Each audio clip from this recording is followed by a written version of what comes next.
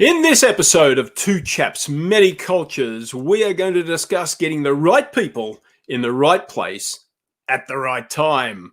Very important. Stick around.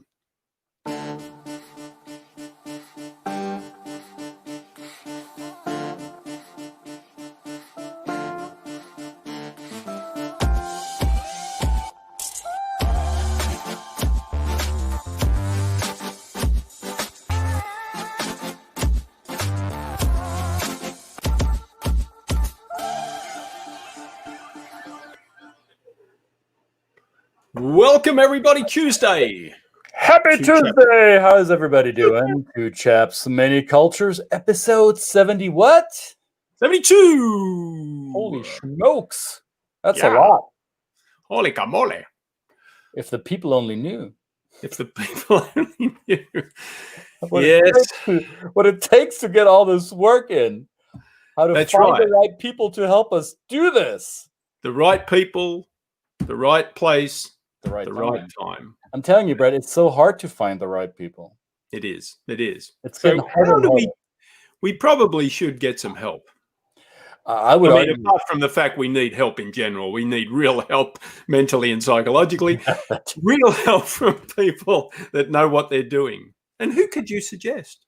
Well, I happen to know somebody. So you want to open the door? Why not? Why not? Here he is. Trevor Gillis! Trevor, if you don't mind, folks, Trevor and I might veer off into speaking very strange language once in a while because Trevor and we speak a common, not language, but dialect in German that is... That's not really intelligible outside of our world. Hey, Trevor, good to have you on here. Awesome. Thank you very much, Two Chaps, for having me. How can you help us find the right people? Well, there's many ways I can do that. It's I tell you what, though, here in 2020, it's definitely a bit unique. Still a lot of the same ways, but we have to adjust certain ways that we work. Now, you do this professionally, right? You find the right people, or what does your LinkedIn say? You connect talent to the right companies? Connect companies to the talent they need. All right. So in simple terms, you're a headhunter. Is that a word? When it comes down to it, yeah. I just don't, when I hear headhunter, it sounds like I'm decapitating people or carrying around heads or something like that. So that's not what you're doing? No, not actually. Okay. Maybe, Well, see, I've got the wrong information. Halloween, I'll dress up as that. No worries. So executive search, talent search, recruiting, there's a lot of companies out there doing that, and especially here in North America. Now, I know, and this is one of the reasons why I'm happy that you're taking time to talk with us today. You're doing this for multinational organizations, because you are a third culture kid or a multinational individual yourself, and we'll talk about this a little later. But you're serving a certain market vertical, so to say, that deals in global business. Is finding the right talent for global organizations different than it would be for domestic, or am I getting this wrong?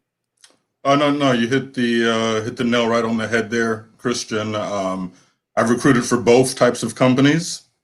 The biggest difference is A, the expectation on the company side, and then B, also the expectation and some of the behaviors on the candidate side.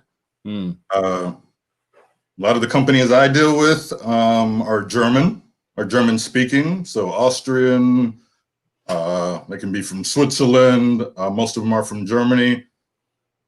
When they carve out the perfect individual that they want in their organization, it's a little different from what maybe a General Motors or a Coca-Cola, which are both very multinational companies, but here in the USA, I promise you the type of person they hire is probably a little different than they would hire at one of their locations in Japan or something. So that's what I help companies. I help these European companies that are here trying to play the American game, find the right players for their team here in the States. How do you go back and approach a company that has an idea of the perfect individual that they want, but then you have a candidate that probably fits 80% of that? How is that conversation taken place with the company to say, okay, you've got this ideal, but I've got this really great candidate that brings really high-powered potential. But there's some cultural aspects to their approach. There's some influences that they bring that I think. And do you actually make the argument by saying this extra 20% they bring is an addition to you, or do you actually say to them, okay, maybe you can make this person fit into your mold? What's that conversation like? So that's usually a very long. It's a great question, first of all, Brett. But that's a long conversation, which can sometimes be challenging, especially if the person, if it's a new company here. Because a lot of times you'll hear kind of, we want, in Germany, we want people with we hire people like this with a certain educational background, certain Ausbildung, and just a certain personality. Mm-hmm. Where, with the educational stuff, we have to tell them right away, like, that's not how things work in the USA. We don't have an organized dual education system here, slowly moving towards that in many ways, but still far from it. So, Brett, it starts with what we call an intake. After I've, at least convinced or gained the trust of the company to work with me, we do a detailed intake to carve out not just, 5 years of experience, degree, but what type of personality do you want? My goal is to place somebody there that's going to be working there for a very long time. In Germany, every day in a pedestrian zone, you could probably find people that work for companies 20, 30 years. Here in the USA, I'll ask you how many people do you know in the USA that have that type of job stability? It's very rare. As a recruiter, I never see it, hardly. It's shocking when we do. So it's all about matching what's normal here in the American job market to their expectations. Sometimes their expectations are way off. Right. I'm not a magician. I can't get you a Werkzeugmacher. A tool maker, right? Yeah, a tool maker that, went through a 3-4 year apprenticeship here. Right. I can find you somebody that can do the job, but they're not going to be exactly what you need. So that also then causes companies, and these are things I try and address up front. Maybe they have to adjust their training to bring in these type of people. Right. You can't just say we're going to do it exactly how we did it in Germany or whatever country. And Trevor, you go out and find that perfect person for us. So, so you basically an interpreter or a moderator between different sets of expectations and realities. Would that be a fair way to explain it? Yes. Yeah. Moderator, liaison, whatever you want to call it. Yeah. Right. And I call it just very simply an expectation setter. Consult both and the candidates too. I don't want to set candidates up with clients where, 10 minutes into an interview, they're like, this is not what I'm interested in. It makes me look bad too. So it's a lot of discussions, You brought up two important points here, especially when it comes to pairing talent and organizations across the Atlantic. When we look at Europe or Central Europe and North America, the vocational training or the job training in many countries in Central Europe is significantly different than it is in North America. There's that one aspect, the educational or the vocational background of your candidates or the company's expectations, and then there is the longevity or the time of engagement. And I remember several years ago we conducted lots of trainings for mainly expatriates coming from all over the world, mainly Europe, to the southeastern United States for automotive manufacturer. And one of these individuals was a leader in the R&D field, and they were building up a research and development team for this car maker. And this gentleman was tasked with finding the right engineers, the right bright people. So we're not talking shop floor, blue collar workers. We're talking white collar, highly college educated automotive engineers, right? So it wasn't necessarily a question about vocational training. It was more about the job experience and academic degrees and whatever other skill sets. And what this individual shared with me was, Christian, I've been getting these resumes from all these candidates, and some of them really look good in terms of educational background, but they're 32 years old and they've worked at 10 different companies. Yeah. And I don't know what to do with these people. What could they have possibly learned at all these jobs that they've had? They never stuck it out. They never showed longevity. They never blah, blah, blah, blah, blah. So this was obviously a German person coming in with the expectation that he would find people that have shown loyalty to other employers before. How do you address that question? So we try and get our clients to bend or just really adapt their expectations to what's normal here. Statistics say in the USA, Americans have about 7 jobs throughout their career, you know? So trying to find people now, 10 jobs in, 10 years, nobody wants to hire you, you know? I'm exaggerating, obviously. But, we do have to be very picky, and I think me and my colleagues at my company have to be more picky because we can't completely get them away from their expectations that they have over there. They have directives from their headquarters. So we back it up with facts, data, Christian, and a lot of experience that we have in the market. Usually they're willing to bend because ultimately you need that quality engineer. You need that manager of R&D in there. And we just try and make sure that they have the resources to accommodate this different type of employee, that maybe the equivalent of that over in Europe is somebody, that you're just not going to find that easily over here unless it's an expat or something. Right. Brett, I remember you telling me that you had similar experiences when you came from Australia to the US, so two Anglo cultures, but also different types of, workforce. What was your experience? Yeah, it was similar, because the surprise for me is that when I came, I was in the retail space, and people that worked for me in the stores back home were professional associates. They call them associates here in the US. They were professional people who earned a very good living wage as a retail associate, and they raised families on these wages, and they were well paid, and they saw this as a career, in serving clients in a store. When I came here, the attitude towards the workers in those stores was completely different. It was This is a transition. You went into retail because you might be working a job to support your way through college. Exactly. Or it was for or high maybe school. Right? Absolutely. And you may be that this is your job because you didn't have the education to have a different career.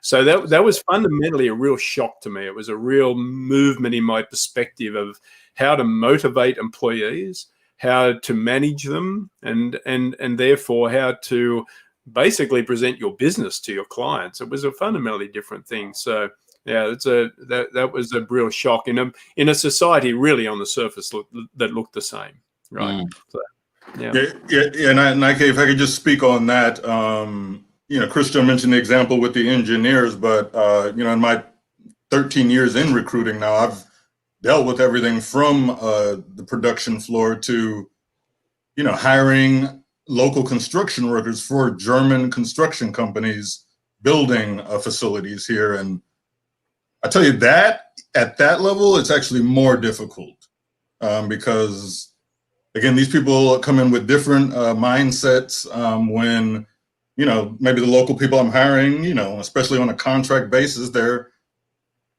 heart maybe isn't fully as into it as the person coming from Germany to do a job, to feed his family, and go back home.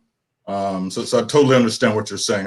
I find it more challenging, kind of at some of those, more hourly type positions. Right. Yeah, absolutely. So what about Trevor? So tell me your story. You know, if you and I walked by each other in the street, I probably wouldn't give you a second look. You look like every other American guy that I know, right? And but I was born in Nuremberg, Germany. Yeah, that's right. Yes, you do. And you know, and Christian relayed before we went live. Christian related this story the first time he met you. You know, opening up your mouth and breaking into the local dialect. So, what? So first of all, what's Trevor's story? Who are you, and where do you come from, and what is your origin story? And also, you know, how do you use your identity to help you do the work you do? Because it obviously, no doubt, plays a part. Yeah, absolutely, Brett. But as far as my story, it starts in, a little village in Bavaria, Germany, Obermichelbach to be exact. My parents moved there in the early 70s. My dad was in the Army, U.S. Army. I got stationed over there. I was married to my mom at the time. 1980, I was born. Stayed in Germany for 20 years, went through the German school system. So that's, pretty much did kindergarten through 9th grade, which is essentially almost like a high school equivalent in a German school. And then started American school, high school from 10th through 12th. So big transition there. Did my first 2 years of college in Germany at an American university that was there for military brats like myself that weren't ready to leave Germany. Enrollment 300 to 400. After 2 years, transferred to the USA to a university that had about 7,000, which in America, that's a small university, right? Did 1 semester there and then transferred to Georgia State down the road from where Christian is. I think from where Christian is right now. Yep. So that's 30,000. So total culture shock. My first year, I visited the USA every year growing up, right? But that's totally different from living here. So total culture shock, but I graduated from Georgia State. Shortly after that, began my career in staffing and recruiting. As you said, just by chance, found a German recruiting company headquartered out of Nuremberg, Germany, where I was born in 2008. Somehow I convinced them to hire me with no experience in recruiting. And they were a startup at the time, Brett. That's also during the time where I met Christian initially. And then here in November of last year, after 11 years with that company, I moved to where I'm at now. And just to address, how you said, how that comes into play with work, I can talk to executives, business owners. Americans are from Europe and share perspectives on both sides equally. It's nothing that I Googled, this is what I lived. At 6 years old, I was going to an American kindergarten during the day and a German kindergarten in the afternoon, So so I've been living in between these worlds my whole life, and now it's extended into my professional world. And I keep using the word. I use that experience to help set expectations on both sides. Nice. Because sometimes they're off. Sometimes I help keep things in compliance.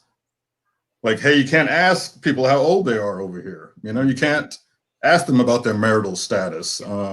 I think those laws have even changed in Germany too, but yeah, that's my story. And how I kind of use that experience, and it makes me a bit unique in this niche field of clients that I work in. So what I find most fascinating about this story is that you're an American raised in Germany who had to discover his birth culture, so to say, or by virtue of your parents' birth culture as a young adult. And you said you had culture shock coming, quote unquote, home, right? So it's not really reverse culture shock. It's actually this was the first time you embraced the US culture because you were raised as an American abroad. So that is a unique perspective, I think. Yeah, because I've been around Americans all my life in the military, but I think most Americans that have lived over in Europe will say living that military life, and the Americans you meet there, it's different from when you come here and meet people that are born and raised here. And yeah, so it took me a while to adjust, but and I think I'm still adjusting every day, but I never fully want to adjust and lose my origins. Nice. Now, there's also another aspect that Trevor, you and I had discussed in the past, is that being a person of color is not the same here and there, or is it? I don't know. Maybe it is, and I'm an ignorant white dude who doesn't get it. Or is there a difference being black in Germany and being black in the US? Yeah, there is. I mean, these were different times of my life. My first experiences were with it as a kid, so it's really a lot of that is just curiosity. You show up to a German school in some little city of 15,000, and you're the only American, and then B, only kid of color in a school of 400. It's more curiosity.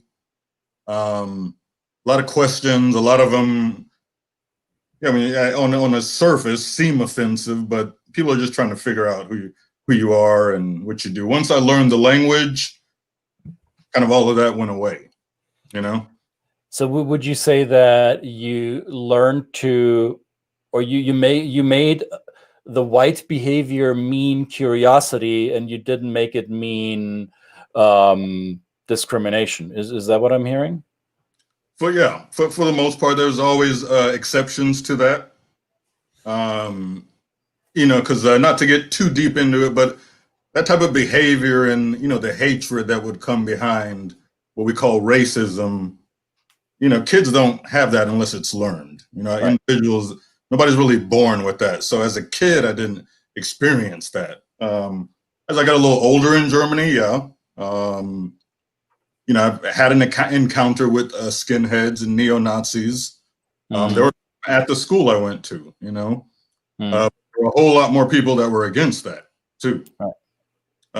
So because this is a question that I get often from people who we train and go to Germany, particularly Germany. Seems that question seems to come up, but it also comes up with other European questions, European countries, and it's typically asked by non-whites who are going abroad, and they're asking, "Hey, is Germany or country XYZ, are they racist, or will I experience any form of othering?" So from your experience as a person of color growing up in Germany, and your experience of being an adult in Germany, would you say Germany is any more or less racist than other countries that you've experienced? It's a good question. I would say, and I've only lived in two countries long term, the U.S. and Germany. It's different, Christian. I can say it's different. They both have elements of that. I think we're currently living in a time where a lot of that in this country is being highlighted for the world to see. But I can't say one is worse than the other. Okay. That's truly hard for me to say. It's just it's different. Here in the U.S., especially as a professional, no one just comes up to my face and say, "I hate you because you're black." I've lived in the USA since 2001. No one's ever done that. It's funny, but any conversations like that are probably something that gets a little, there's a little heated discussion on a basketball court or something, and the person saying it is also black. So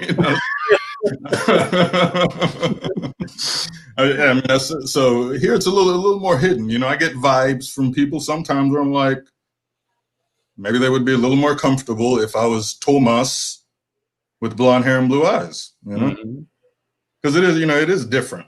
A lot of people embrace it. It helps me. It's an attention getter. Some people, it's maybe a little off-putting. So now, do you also see yourself as a moderator, mediator between ethnicities, given your experience? So not just between the European, North American thing, but with the Black community in the USAA, Trevor, you get white folk because you grew up among them, or white people say, hey, Trevor, you're Black, hence you get the African American community. Can you help us understand what's going on? Do you find yourself being the explainer? Tell you what, not so much, Christian, until 2020.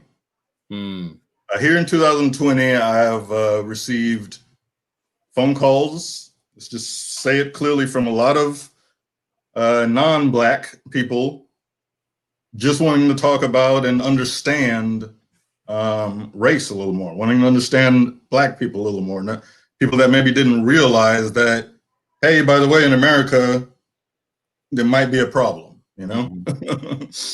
So, this year, the answer to that question would be yes. Prior to that, not really so much. When I was living in Germany, even just as a kid, I found myself in those situations a lot of times because I had groups of American friends, I had groups of German friends. German friends would make American friends would make fun of the Germans, vice versa. I'm in the middle being like, hey, can we all just get along? That would be nice, wouldn't it? Yeah, tell me about it. We'll get there, though. We'll get there. Brett, you had a question? I saw a question pop up on your end. No, it was just a comment. We work with some great mentors in our field that teach us, and that was one of the big learnings for me, is that those questions that come out in this time that we're in now in 2020, when people are looking around for learning, people that are white people, as Tamara keeps, those folks like us that think that we can go to a person of color to get there, and ask them, how do we do better? How do we teach better? How do we understand? And oftentimes we just want to, on this broadcast, make it clear as it is on us to do the work, not to reach out, because there's trauma and there's and this always exists, but it just is now being brought to the surface again. It's been brought to the surface in the past, and so it is incumbent upon us as people with the privilege, that have had the privilege to do the work ourselves, do the understanding ourselves, and then when people of color are ready, they will come and they will bring their perspective, but not to be overzealous about othering people who have extreme views. Try and lead them gently to the water.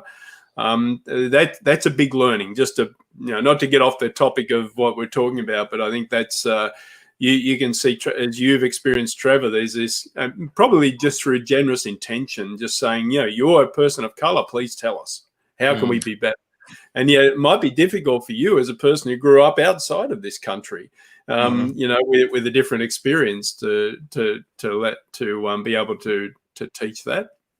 Or maybe you have the perfect perspective to do it, right? But they don't know that, so it's important. But I think that it's great. Thank you for sharing your story and being vulnerable and telling us that, because it is. I'm always curious. We're at a conference at the moment where we learnt this morning about whether bias can be unlearned, whether it can be reversed. And I think just the honest looking yourself in the mirror and saying the biases will never go away. We didn't have the advantage like you had with the kids in your young German school to have a wonderful, a Black friend in their realm when they were younger, speaking their language and playing with them. And they thought, this is just normal. This is a normal friend of ours, right? But when you get into older, where the biases are embedded, it's much more difficult, and they always exist. I've got them, and I admit them freely. I just happen to have learned from wonderful people that how to recognize them and how to actively think about them every single day. It's work. It's absolute work. It's hard. It's not easy, but you've got to do it to bring about a better world. So it is. I mean, no, it is. And, if I could just speak on one thing you mentioned, Brett, I'm actually okay with people reaching out. And initially it was kind of weird because I was getting just random phone calls from people, colleagues, people that, I know, but like we're not, I wouldn't say we're close. And, here I am thinking they're calling me about something business related. And, there's like awkward silences like, can I ask you about something? So I'd rather somebody reach out and ask, rather, if you can't find the information out or can't figure it out on your own, reach out and ask somebody of color, So I do kind of like that because I think I have been able to help some people understand in a way that they can't just Google, no doubt. Get it right from the source. And I'm not the best example because I did not grow up here, but I do think some of the same things I dealt with in Germany, I would have dealt with, Black men deal with them everywhere, so. Yeah. Well, and you shared with me in private some stories, Trevor, of how you experienced othering while you grew up in Germany. So it's not unique to this country, as we both know. No. But let's hope that you get less and less of these phone calls in the future, and that when it rings, it'll be business about, hey, find me the right person for my company, because I always love those calls, and most of those calls are still about that. But for now, if I can help enlighten or just share a view, and I'm one of 7 billion people on this earth. If I can share my view, I'm glad to do that. Lovely.